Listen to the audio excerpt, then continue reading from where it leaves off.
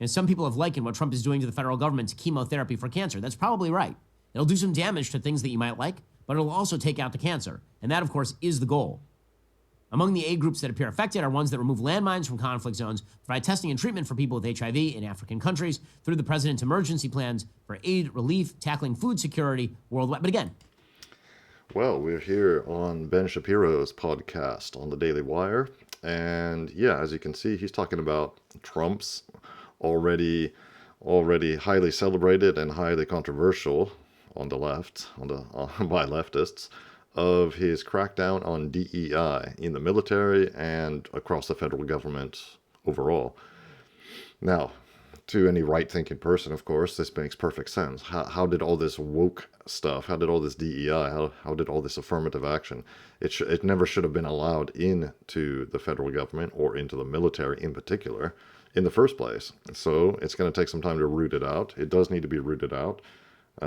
As Ben Shapiro mentioned there, somebody likened it to chemotherapy, which, yeah, it's pretty good analogy. Chemotherapy is extremely toxic.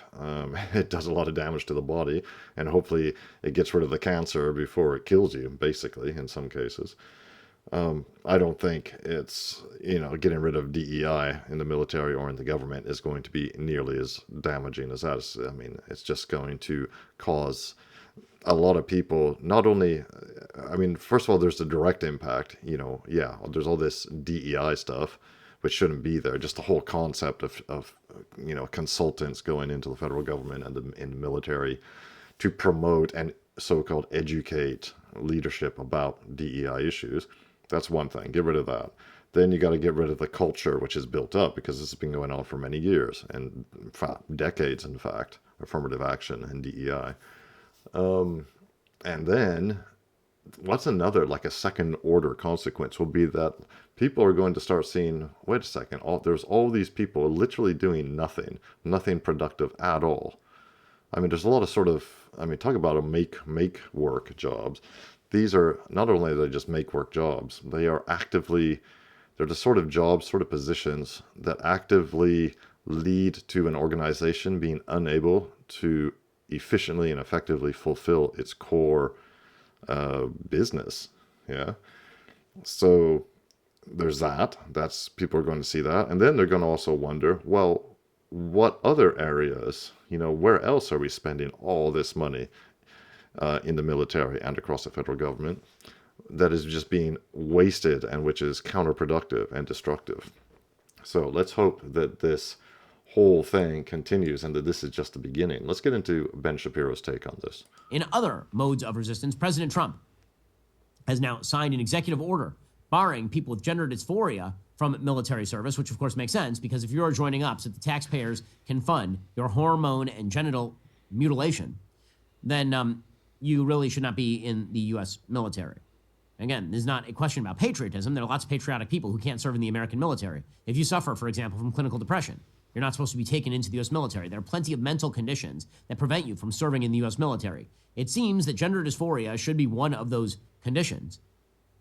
President Trump signed executive orders on Monday barring trans people from enlisting and cracking down on DI initiatives in the military, according to NBC News. The order would update all DoD medical standards to ensure they prioritize readiness and lethality.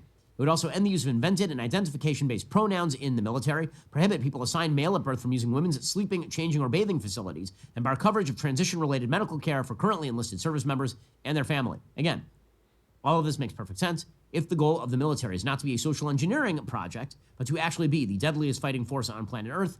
There's no reason why you would, in fact, add to the mix of the U.S. military people who have significant DSM diagnosable conditions. This, of course, has led to the resistance. Again, one of the things that Trump is doing here is he's picking up 80-20 issues and he's clubbing Democrats with them and basically daring them to resist him. And Democrats are going for the dare. Here's State Representative Leigh Finke, who's transgender, meaning a man who believes he's a woman, suggesting that this makes us less ready, that barring men who say they are women from the military somehow makes us less ready militarily. I would say that there is no evidence anywhere that has been presented that transgender service members are anything but qualified to be a part of our military service. The military is the largest employer of transgender Americans. You heard up to 14,000, 15,000 members identify as trans, and 56 of our retired generals have said that our trans members are ready to serve. They are fit to serve. This will only make our military less ready to serve by taking 15,000 people who volunteered out of service. Yeah, I don't think taking, how many did this person mention? 15,000 trans people in the U.S. military? That's like a tiny fraction of total U.S. military employees. I think the U.S. military has an enormous workforce. I just looked it up briefly. It looks like it's about 1.4 million active military personnel in 2022. It's massive, absolutely massive. You know, probably the biggest single employer in the United States. And yeah, removing trans people from the military and saying they can no longer serve is not going to make any dent at all in readiness. Absolutely not. So I don't know where that argument comes from. Really? Really? I'm going to believe you. Sure. What we need is more admirals like Rachel Levine. Probably. Okay, so when it comes to President Trump's action in the military, when it comes to President Trump's action on the State Department level, this is all a response to the insanity that was the Biden administration policy. Whether you're talking about Biden administration giving $15 million to the Taliban for contraceptives, or whether you're talking about the... What? I never heard about that. Is that actually true? Oh, somebody needs to look that up, mention and put it in the comments. The Biden administration gave $50 million to the Taliban for contraceptives. That's brilliant. Absolutely brilliant. You have to laugh, because if you don't laugh, you'll scream. You'll scream in rage. Insane amount of foreign aid that is poured out to dictatorships all over the world that they used to just line their own pocketbooks and coffers. The Trump administration is now stopping all of this. According to Politico, the Trump administration's sudden halt on U.S. foreign aid is causing chaos inside groups ranging from health providers to landmine removers, interrupting life-saving programs as officials struggle to understand the scope of the directive. So there was an order on Friday from Secretary of State Marco Rubio to cut all of this. Leaders of aid organizations are looking at which programs to stop and whether to immediately cut staff or even shut down. As they seek waivers, aid groups are scrambling to adjust. Now, again, an enormous amount of the coverage of this stuff is going to be that malicious compliance kind of stuff that I'm talking about. The United States is still going to give foreign aid to prevent, for example, HIV from spreading in high-risk areas. Okay, that's not going to go away in all likelihood. Anything that creates a bad headline is likely to remain on the books. Frankly, if you ask me, if I were dictator of America right now, and yeah, I'm sure a lot of you would not want me to be dictator of America, but if I were, I would basically stop all foreign aid. Kind of like I would stop all immigration, just complete moratorium, complete and total moratorium on all immigration, legal and illegal, all foreign aid until, say for 10 years. And during that time, that would give the people in charge, the people, the adults in the room, time to just refashion, reforge, reconstruct, rebuild all of these policies. In the meantime, of course, we continue with the complete dismantlement of the insanely bloated federal government in the United States. And then, after, say, 10 years of doing that, then we can see about giving foreign aid, because yeah, I agree. It's just other countries aren't our problem. That's like my initial impulse.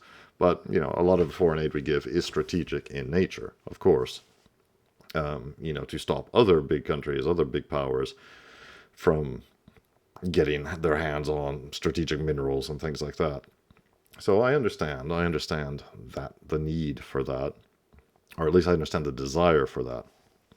Whether it's actually needed is something else, especially for a country like America, which has basically everything it needs in its own borders.